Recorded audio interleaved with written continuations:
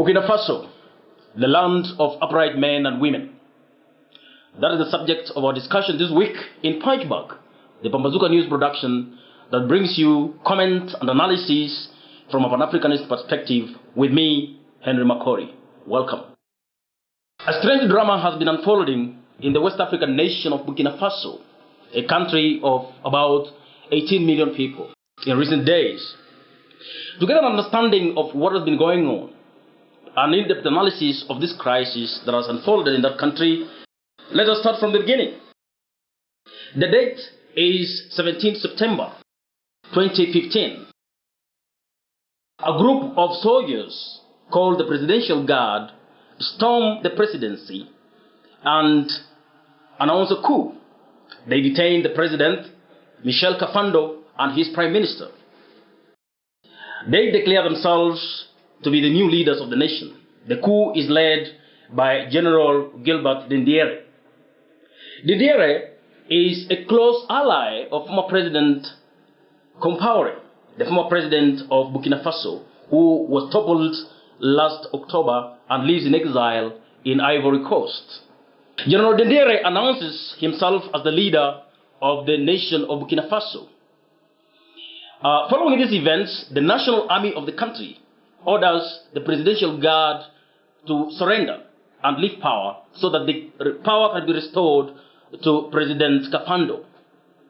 In a few days, negotiations start while the crisis lasts, and leaders from around the world, the African Union, France, and European powers and so on, condemn the coup. The West African nations lead efforts to end the crisis in Burkina Faso, and within a few days, the coup leaders accept to step aside and President Michel Kafando returns to power. The coup was organized by a group of soldiers, part of the Presidential Guard, which is composed of 13,000 soldiers trained in France or with the help of France for the protection of President Compaoré, who left power last October under pressure. Now, what is believed to be the cause of this coup is the fear among the soldiers that with elections there will be a new leadership and their future will be uncertain. They could get into problems. Again, it is believed that President Compaoré, who lives in exile in Ivory Coast, must have masterminded this coup with the intention of destabilizing the transition process that will have put focus on these 27 years of dictatorial rule in the West African nation. In 1983, Compaoré and Thomas Sankara, with a team of other soldiers, staged a coup in Burkina Faso and overthrew the government at the time. Thomas Sankara became president, and Compaoré was part of the regime. Now, Sankara was a very fierce revolutionary, a Marxist with very leftist leanings, who believed very strongly in the self-determination of the Burkinabe people and the complete withdrawal of imperial interests from Africa. He spoke very powerfully about the need for Africa to be free of imperial domination. And so this anchored a lot of powerful forces, especially in France and Europe. And what happened was the French people, it is believed, together with the Americans, used Compaoré to overthrow the regime of Thomas Noel Isidore Sankara with the support of the Ivorian leader at the time, Félix Houphouët-Boigny. President Thomas Noel Isidore Sankara, a revolutionary president at the age of 34, stood tall on the shoulders of African revolutionaries. Julius Nyerere of Tanzania, Kwame Nkrumah of Ghana, Gamal Abdel Nasser of Egypt, Amilcar Cabral of Guinea-Bissau, Robert Mangaliso Sobukwe of Tanzania or South Africa, and many other great revolutionaries of the continent to whom Thomas Sankara allied himself and wanted to realize the vision of a strong, united and prosperous continent. It was Thomas Sankara who changed the name of his country from Upper Volta to Burkina Faso, which means the land of upright people. He was a real threat to imperialism, and with the aid of France and the United States, working in cahoots with puppet African leaders in the West African region, he was overthrown, he was assassinated, and his body buried in an unmarked place in Ouagadougou, the capital of Burkina Faso. Most media reports about Burkina Faso mention two things. One, it is the land of Thomas Sankara, the so-called Che Guevara of Africa. Two, It is one of the poorest countries in the world.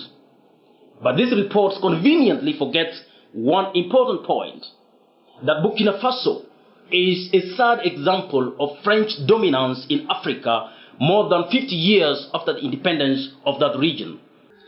Burkina Faso became independent way back in 1960, but its public life is dominated by French influence, as it is the case with most of the French-speaking West African countries.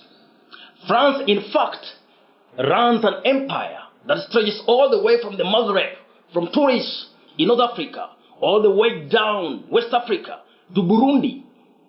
In total, about 14 countries are still dependent on France, and they keep their financial reserves in the French treasury, and they have no access or very limited access to those funds.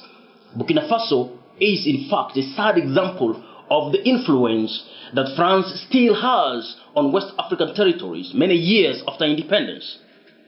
And so, one of the things that is forgotten about the reality of the crisis in West Africa, in the West African nation of Burkina Faso, is the French influence.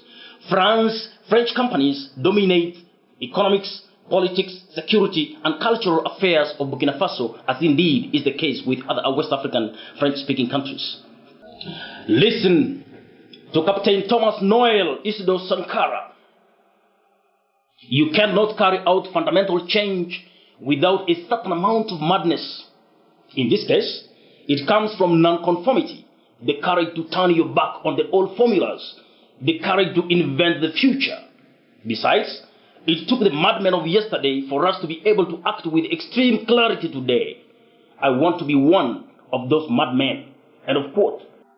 Why is Africa prone to coups, especially countries in West Africa?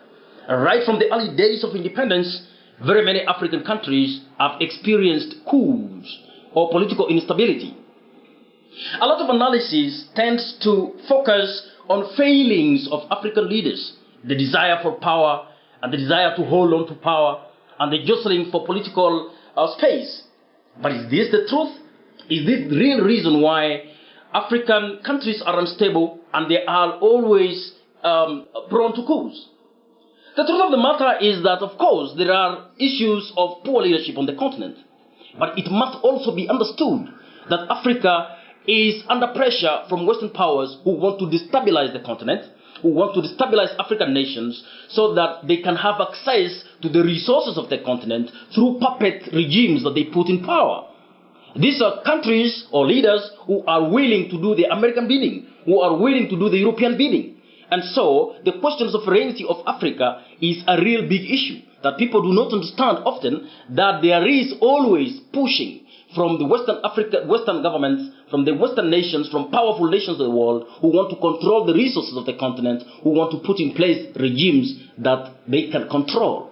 So, the political crisis in Burkina Faso is a clash between the forces of imperialism and the forces that want the status quo, and the mad people of Sankara's parlance who want African liberation, total self-determination of the African people, who want to manage the affairs of their own country, who want the freedom of their own people, who want the resources of the Burkinabe land to be useful to the local people, who want the French and other imperial interests that are in Burkina Faso, that are in the rest of Africa, to live so that Africa can be free, so that Africans can breathe, so that Africa can build the countries in the way that they desire. They do not need to model them alongside the lines of Europe or America. Thomas Sankara is not dead. Samora Machel is not dead. African revolutionaries, big and small, are not dead. Their spirit lives in the current populations of the African people who are conscious, who are struggling for their freedom. It might take long, but then freedom will come. The truth will be revealed. And so, viva Africa, viva Burkina Faso, viva the land of upright men and women.